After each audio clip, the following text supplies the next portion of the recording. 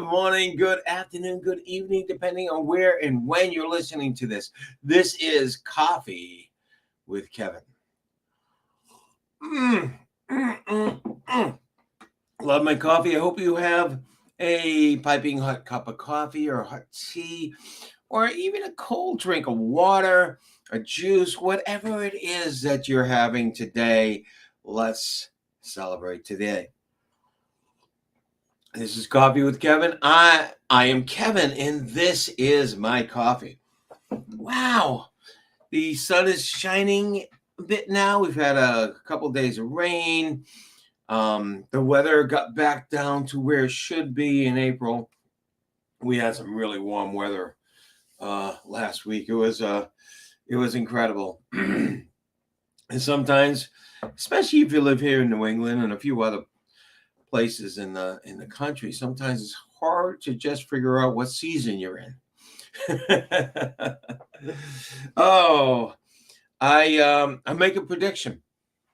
I'm going to be putting my snowblower away, and if I do that, it's probably going to snow. So it's my luck. So I'm going to make a prediction. We're going to have some snow because I will be putting my snowblower away, taking the lawnmower out, and getting ready. Okay. Well, hey, I hope things are well for you. I wanted to talk about something I don't usually talk about, something I haven't done a lot of, and it's very popular in areas of mindfulness and things like that, and it's called presence. Now, I do that. I just don't talk about it, and I don't do a lot of it in the training and the workshops and with my clients. I don't talk a lot about it. But presence is a special thing. Now, one of the things that's always turned me off when we're talking about being in the present is a lot of people who have talked about being in the present say forget about the past, which I'm okay with. But they also say forget about the future.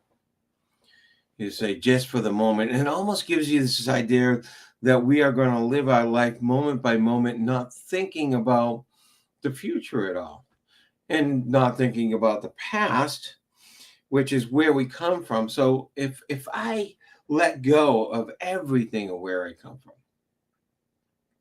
and then I let go of everything of where I want to go, that's okay. Living in the moment for the moment. That's okay to do that, to be that for the moment. I remember reading stories, and some of you out there can correct me if I'm wrong, but Buddha got the chance to be able to sit under a tree for a long time, and he would only eat 1 grain of rice a day. I don't know if that's true, but that's the story I had read. And he was being in that moment. He was so much in the moment that nothing around him could disturb him. Nothing around him could disturb him. And I've heard of other people that are Buddhist or like Buddhists that have done that for periods of time. I mean, days at a time. But if you want to survive, you want to move forward, you have to do things with your body. You have to do things. You can't just always be in the present, not 100% of the time. But being in the present often is really healthy. Being in the present, knowing where you want to go, knowing what's happening around you, and just enjoying and having that gratitude for it is very healthy.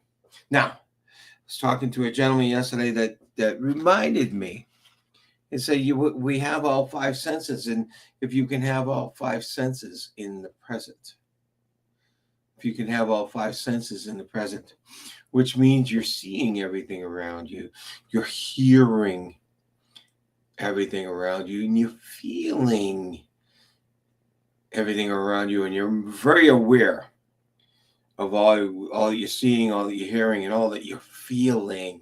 You're very aware of that, whether it's internal or external feeling. But also, using your other 2 senses, you're very aware of what you're tasting in the moment. You're very aware of what you're smelling in the moment.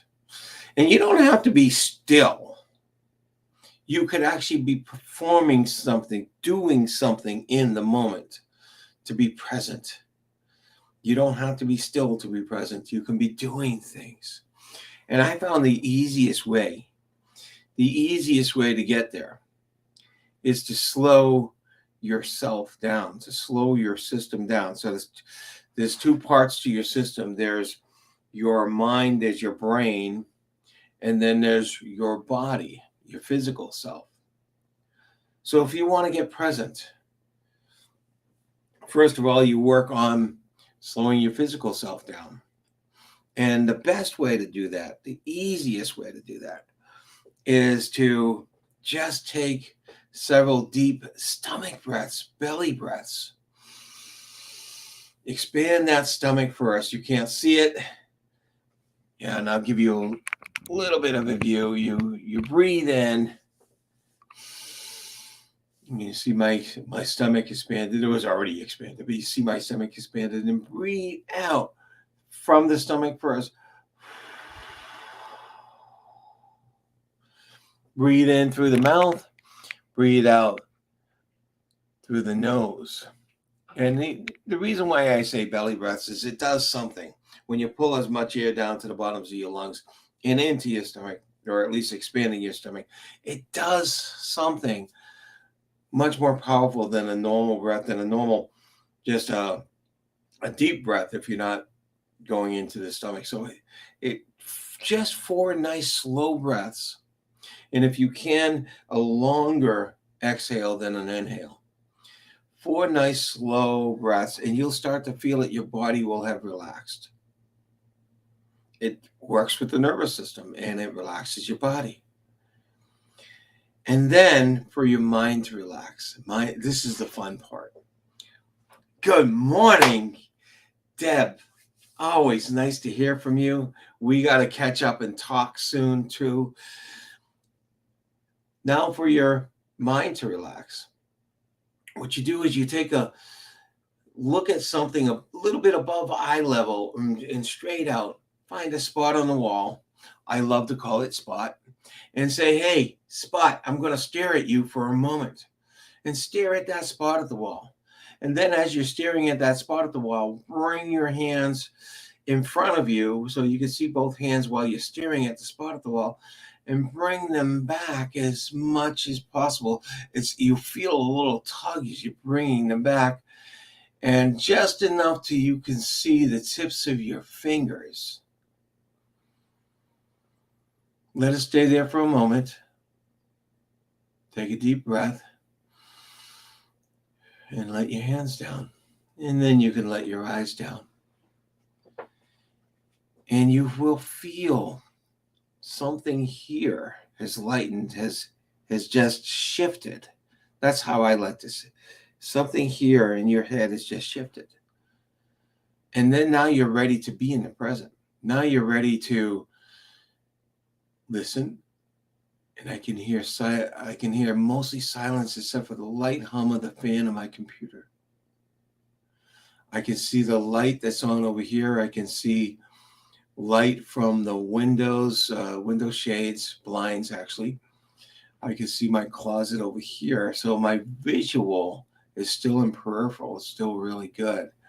So I'm hearing, I'm seeing, now I'm feeling, I'm noticing. And this is just wild. I'm noticing the bottoms of my feet and the way my feet are placed on the floor. I'm feeling that. I'm feeling a little coolness in the air, just a tiny bit. Presence is so wonderful to be in. And I could spend 5 minutes or so in here and just allow myself and allow my senses to be there for the present. And then come out of it. But it's amazing as you just sit there and start to notice things and things that you see, hear, and feel, and even smell or taste. Now, I once learned from Deepak Chopra a way to it was meditative eating or eating in the present. And this is wonderful. I don't do this as often as I should. Now that I'm talking about it again, I will do this. It's when you're appreciating the food. You look at the food, you smell the food, and you take a spoon or a fork full of the food. You look at it as coming close to your mouth. You smell it as it's coming close to your mouth. You put it on your tongue. You imagine all the wonderful taste that's there. And you not imagine, but you actually go with the taste, and you can intensify that. And as it's on your tongue, how is it feeling? And as you're chewing it, how is it feeling? And how is it tasting? And then as you're starting to swallow it, how is it feeling here, here, and here? You may say that that's really difficult. That's really easy. And even the swallowing part, because there are times that I'll get to where, okay, I'd really like to have something cold. I'd really like to have something cold, and I pull out a popsicle, and I eat a lot of, sugar-free popsicles. But I'll pull out a popsicle and I'll take a bite, and I'll say, "Oh, this is fruit flavored. What fruit is it? Oh, this is cherry, or this is lemon, or coconut." And then I'll bite it in my mouth. I'll pull out a chunk. I'll bite it in my mouth, and I'll let it get to smaller pieces. Then I'll swallow it, and I'll feel how good it is right here in the throat, how cooling it is, and how it goes down. And I'll do that the same with hot drinks, especially on a cool morning. I will sit and appreciate the feeling in my throat all the way down as it's warming up my throat. So you can get more in the present with everything around and in your body. And when you do that, you're just training yourself to be more appreciative of the smaller things. More appreciative of the smaller things. As adults, we grow out of that appreciation of smaller things. It's always fascinated me, and maybe more so than others, how little kids can be more fascinated with the boxes that things come in than the things themselves. And it's wonderful to see that. And why I get fascinated with it, because I still would like to make a fort out of if it got a big box. What can I do with it? And even smaller boxes, I find more uses. Okay. It's like when you're piling stuff up in the refrigerator, and the stuff that you don't have full cases on the top or whatever it is. So you find a creative cardboard box that's going to keep whatever's on top from sinking down into the lower level. Drawing and cutting out cardboard boxes. I still have that fascination. I'm still a kid, and I love it. This allows you to bring fascination like that back in when you're in the present. It allows you to bring that childlike fascination that you had as you were growing up, and you were having that wonder for things around you. It allows your senses to sharpen. It does a lot for you. And in the moment when you're in that present, you've cleared your mind of everything else. And it's wonderful to take a vacation from everything else, isn't it? This is a vacation for your mind, a vacation of the stresses of the past, and a vacation of the stresses of it going to where you want to go, achieving what you want to do, or what might happen, worst case stuff, depending on what's going on in your head. You take a vacation from that. But you can't be in the moment and stay in that moment while ignoring the future, at least. You can't be in that moment all the time, but you can be in that moment often. And you can let it enhance the times when you are thinking about the future, when you are thinking about what you learned from the past. That's why the past can't go away. I have had so many people come to me and say, "Kevin, can you erase this that happened to me?" Usually it's relationships. But there's all sorts of things. I said, no, I can't relate it. I can't erase it. It's part of you. It's part of who you are. And it's part of what you learned. I can make it so that it no longer affects you. It's like a black and white picture with no intensity, but the learning's still there. Whatever happened to you, it's part of how you're shaped and who you are today. Now you can change that too, but it's easier to change that if it's still in your past. We don't just wipe out parts of our past because we wipe out parts of our personality. So many people out there have become really successful, not despite what happened to them, but because of what happened to them. So you got to do two things if you have those things in your past. Is first of all, resolve the problems that they've caused you, but then embrace what has happened to you as because it became a part of you, because there's a lot of good parts of you that came out of it. Anyway, we weren't talking about that. I got a little distracted. We're talking about being in the present. Being in the present. I'm gonna maybe take a sip of my coffee in the present.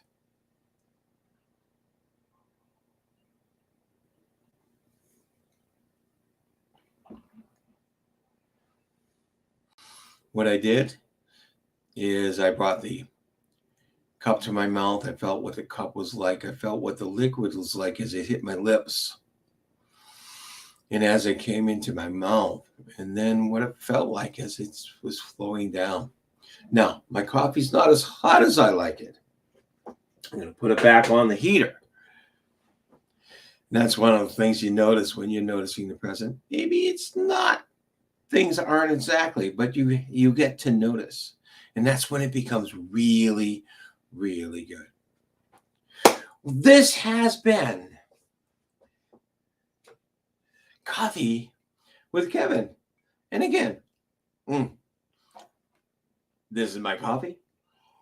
And I'm Kevin Martin, a mindset coach. If you want to learn more about presence, being in the present, how to get to that state, or even how to get rid of some of the stuff from the past, reach out to me on Facebook or LinkedIn or wherever you are. Find me, reach out to me, and I'll be happy, more than happy, to get on a call with you. Not costing you a cent. Get on a little call with you, talk to you about, answer any questions you have, and talk to you about what's going on.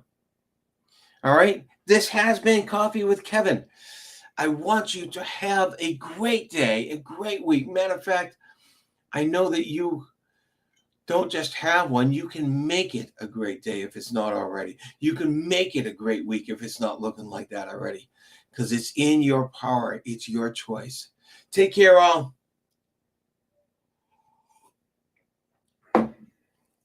Bye-bye.